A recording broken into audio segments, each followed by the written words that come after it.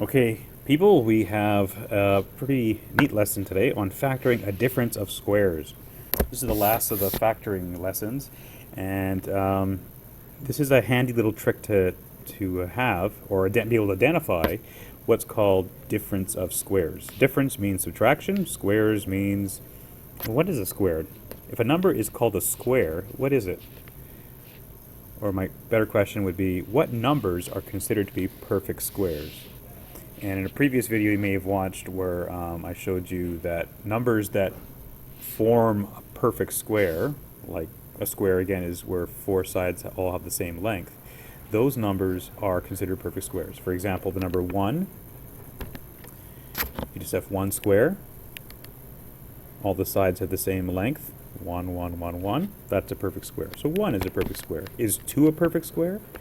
1, 2. If I arrange it like that, that side's got 1, that side's got 1, 2. That's not a square. If I arrange it this way, that side's got 1, that side's got 1, 2. So 2 is not a perfect square. 3 would not be, 4 would be, because 4 you could show like this. 2 on that side, 2 on that side, 2 on that side, 2 on that side. So 4 is a perfect square. And you can go on and on and on. There are certain numbers, only certain ones, certain special numbers that are considered perfect squares. An easy way to figure out the list of perfect square numbers is not to draw 1,000 boxes, but just list out 1, 2, 3, 4, 5, 6, 7, 8, whoops, what is that? 7, 8, 9, 10, 11, 12. And just a square number is a number multiplied by itself. 1 times 1 is 1. 2 times 2 is 4. 3 times 3 is 9. These numbers are perfect squares. They are found by taking a number and multiplying it by itself. Multiplying it by itself. That's the key word, multiplying. 4 times 4, 16. 5 times 5, 25. 6 times 6, 36. 7 times 7, 49. Try to beat me. 8 times 8, 64. 9 times 9, 81. 10 times 10 is 100. 11 times 11, 121. 12 times 12, 144. These are your elite. And there's more. I stopped at 12.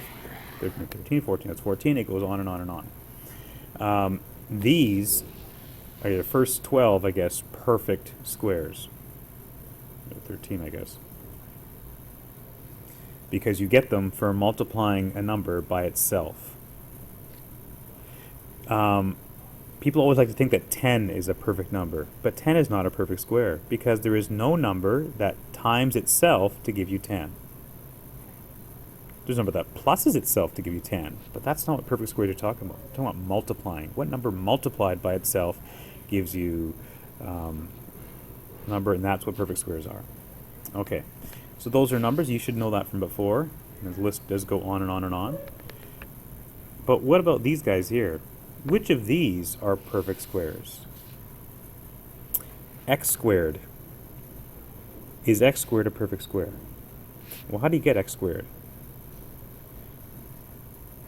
Is there a number or variable that times itself will give you x squared? Yes, there is. X times x. X times x gives you x squared. Why is that true? Because the exponent laws tells us, same bases, you add the imaginary exponents, x to the power 1 plus x to the power 1 gives you 2. So, that's a term, the same thing gives you that. So x squared is, yes, a perfect square. What about y squared? What numbers make up y squared? Well, same as this. Y to the power 1 times y to the power 1, which, of course, you don't need to show the power 1s. That times that gives you y squared. So y squared is perfect. What about x to the power 3? Is it a perfect square? Are there two terms that we can multiply to give this? No, there's not. Okay, you did x times x times x. That's 3 terms that give it to you, which makes it a perfect cube, by the way, but that's not what we're talking about in this lesson. But in perfect squares, you need 2 numbers that will multiply to give you that answer, and it doesn't work here.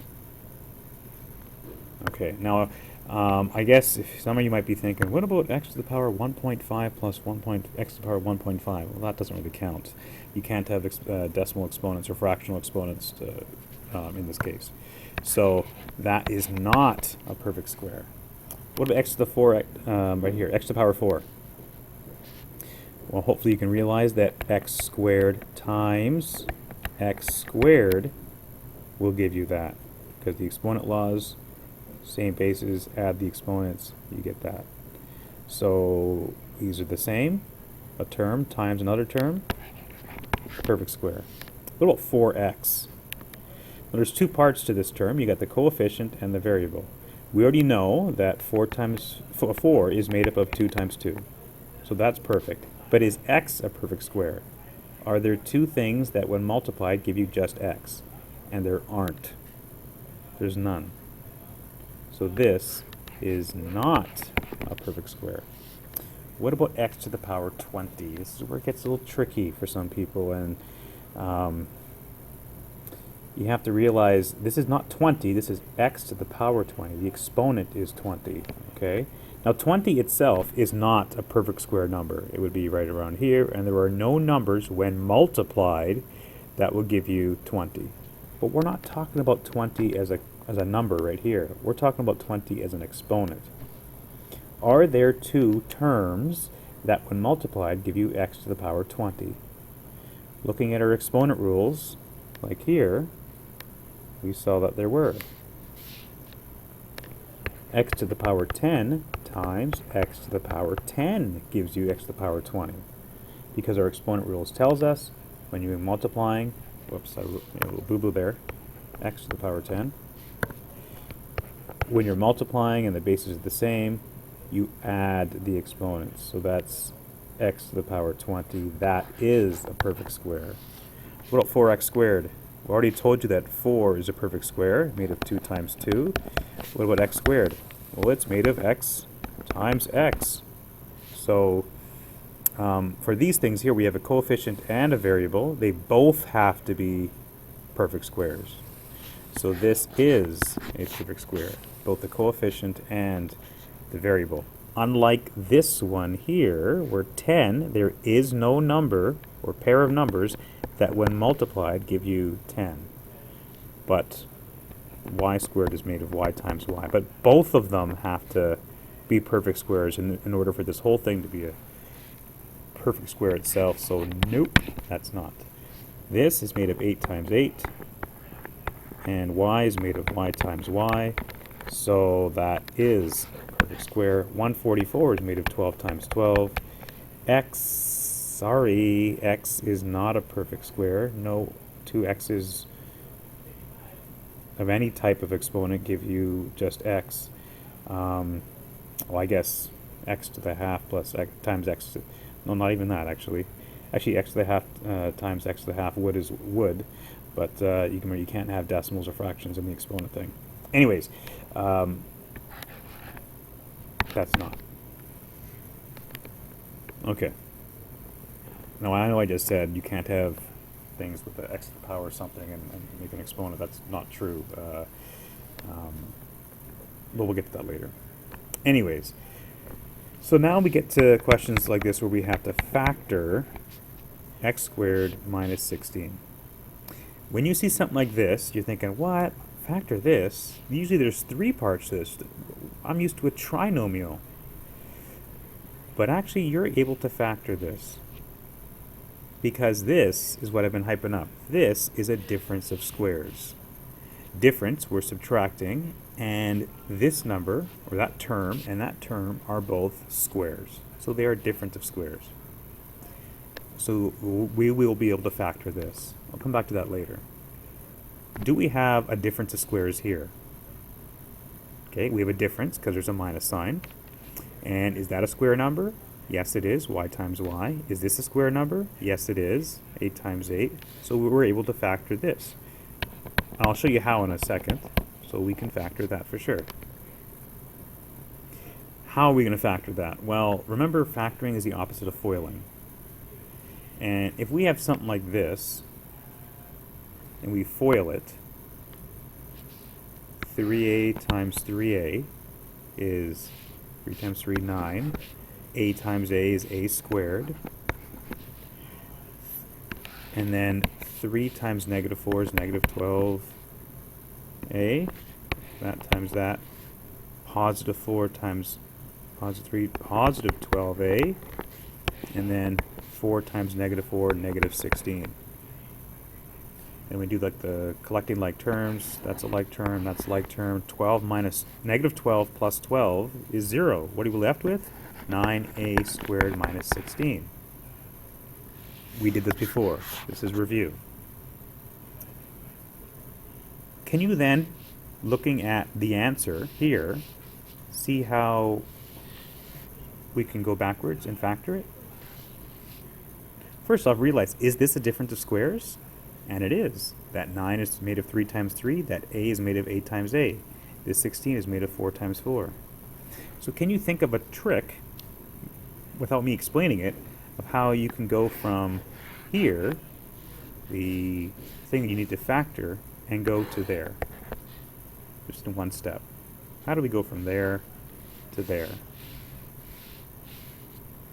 Well, all we did is we took the first term and figured out what made up 9a squared, 3 and an a, and we split it up. We made our little brackets and we split up. Put 1 3a there, put 1 3a there. 16 is made up of 4 times 4. Put a 4 there, put a 4 there. The only way this works where the middle 12s cancel out is if one is positive, one is negative. That's the difference of squares. Let's practice that up here. Okay, so we need to factor. We need factoring. You are going to need a binomial, so you may as well get your brackets ready. X squared is a square number. Let's split it up. X squared is made of x times x. What is 16 made of? 4 and 4. And remember, we only have two terms here, so when we FOIL this, we want to make it sure that these two terms cancel each other out, like we did here. 3 times negative 4, that. 4 times 3, that. So one's a plus, one's a minus. One's a plus, one's a minus. Doesn't matter the order, that's it. So we have factored that. You can always double check to make sure you're right. X times x, x squared. That times that, negative 4x. That times that, positive 4x. That was what we wanted. We set it up so we would get rid of the x's there. 4 times negative 4, negative 16. These two are gone. We're left with x squared minus 16. That's right. All right. How about this one? Let's factor this using difference of squares. Again, get your brackets ready. The answer is going to look like some kind of binomial we're going to multiply. That is a square. What? So you split up the y's. A y will go there, a y will go there. Y times y. What is 64 made of? It's made of 8 and 8. 8 and 8. In between, because we want the middle term to cancel out, do a plus, do a minus. Done. That's it. So maybe in the last example I should have drawn out the arrows. First step is you separate out the first term, and then in the second part separate out the second term and add a plus and a minus, and that's it. Done. If you don't believe me, FOIL it and you'll get the same thing again. Alright, so again, remember I showed you this. This became that. So if I'm asking you to factor this, I just showed it to you just a second ago. If I'm asking you to factor this, what do? First you got to make sure, can you factor this? Can we, are these both difference of squares? It's a difference because they're subtracting. And is that a square number and is that a square number? Well, yes they are. 9 is made up of a 3. A squared is made up of an a. So we're going to split up the 9a squared to become 3a and 3a. The 16 is separated to become 4 and 4. And just do a plus and minus. And you're done. Look at this guy. A squared plus 25. plus 25, plus 25, plus 25. No, sorry, this is not a difference of squares. And because it's not a difference of squares, we can't do that little trick. Yeah, that's a square. A times A is A squared. And 25 is made up of 5 times 5. But because there's a plus sign there, we can't do that factoring trick for it. Okay. What about this? 64a squared minus 1. Is it, first we have to identify, is it a perfect square? Or sorry, is it a difference of squares? Is this a difference of squares? Is that a square? Well, 64 is made of 8 times 8.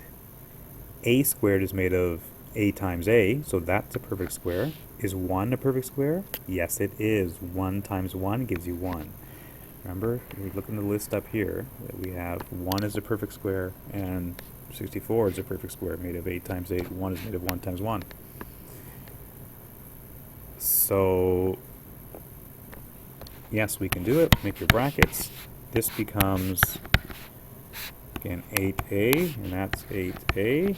That becomes 1 and 1. Split up the signs, you're done.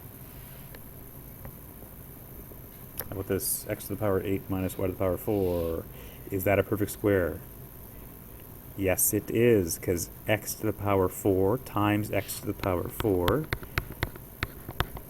gives you x to the power 8. What about y to the power 4? Yes, it is also, because y to the power 2 times y to the power 2 gives you y to the power 4. So we set up our brackets, and we split up the 8. 8 is made of x to the power 4, and another x to the power 4. Y is made of y to the power 2, and another y to the power 2. Plus, minus, done. How about this? 100a squared minus 36y squared. Is that a perfect square? Well, the 100 is made of 10 times 10. The a is, it's made of a times a. So in reality, when we take the square root of this, it's 10a times 10a. What about this? Well, 36 is made of 6 times 6. Y is squared is made of y times y. So this would be 6y times 6y. Not squared, sorry. So let's do our brackets. That is made of 10a and 10a. This is made of 6y and 6y. I'm going to be wild and crazy. I'm going to go minus plus this time. That's cool. You can do that too. Not a problem. How about this? What makes up... Well, first off, is this a perfect square? That's a 3 times 3. That's x to the power 3 times x to the power 3. So that is a perfect square. How about this? That's a y to the power 4 times a y to the power 4. So that is. You split it up. What is this made of? 3 x to the power 3. And same thing over here.